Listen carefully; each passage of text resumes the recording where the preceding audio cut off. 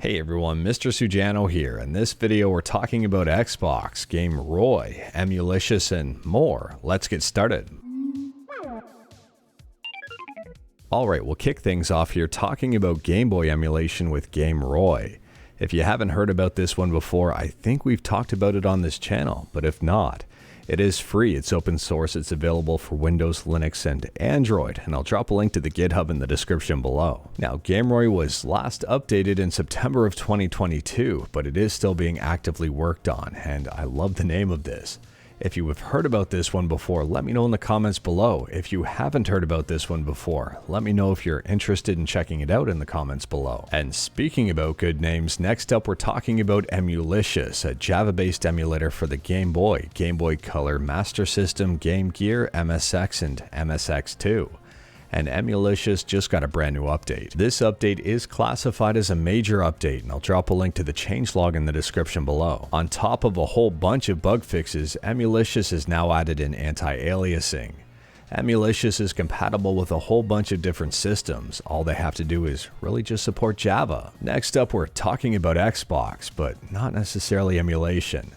Today, Xbox announced that Xbox Game Pass is going to be available in 40 more countries. Now, to avoid any sort of confusion, the official announcement says PC Game Pass Preview is available for insiders in 40 new countries, and the entire list is available right on their website. I'll drop a link to it in the description below. Next up, this is a quick one. If you like calculators, specifically the HP Coconut, Silverbird, or Honey Nut, you might like this update.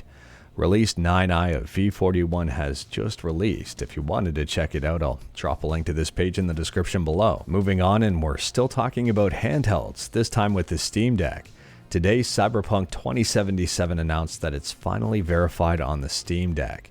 This game had a super rough start, but they've really turned things around here. Let me know if you actually like Cyberpunk 2077 in the comments below. Next up here, we're still talking about handhelds, this time about the Miyoo Mini Plus. The Miyoo Mini was extremely popular. Almost every single time it went on sale, it immediately sold out.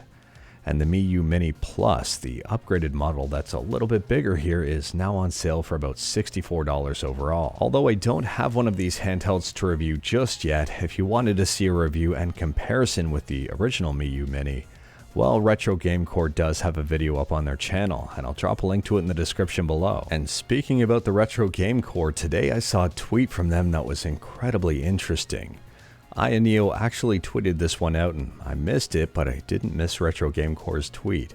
The low-end Ayaneo Air Plus prices have been announced, and they are double the price of what they were when they were first announced. I will drop a link to this tweet in the description below, considering it does have a direct comparison, and looking at what the prices were and what they are now is extremely unfortunate. The Ayaneo Air Plus with that i3 1215U was originally priced at $299, and it's now priced at $599. That is a really hard pill to swallow, and in my opinion, arguably really isn't that worth it, especially so considering that was the pre-order price. The official listed price is $650. Now, I don't want to say I don't recommend it. I mean, I haven't tested this out yet. I have no idea in terms of performance. But this is a really tough pill to swallow. Let me know your thoughts about this price in the comments below. But next up here, we're talking about something not pricey at all. The Hidden Palace has released the November 1st, 2000 prototype of Phantasy Star Online. This is a very interesting prototype with a very interesting history. This prototype can be played on emulators, and there are a number of differences compared with the actual release version of Phantasy Star Online. If you wanted to check this out, read more, and learn more, I'll drop a link to it in the description below. And last up here, we're talking about PlayStation, specifically PlayStation 3, and specifically a really weird software update. Yes, the PS3 got a software update today to version 4.9. A lot of people, myself included, were not expecting this one at all. The official update description right from Sony's website says this system software update improves system performance.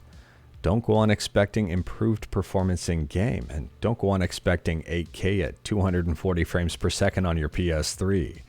I don't really know what exactly this is improving. A lot of people are speculating that this has to do with Blu-ray. And on a positive note, from my understanding, you can still extract the PS1 and PS2 BIOS file from the PS3 firmware with this update. They didn't block that one out yet. But anyways, that is all I've got for you in this one. Straight to the point, all stuff and no fluff. We talked about a bunch today. Let me know your thoughts about absolutely any of it in the comments below. If you like this video, leave a like. If you didn't like this video, leave a like. Hit that subscribe button, check out my other videos. Don't tempt fate, save your state.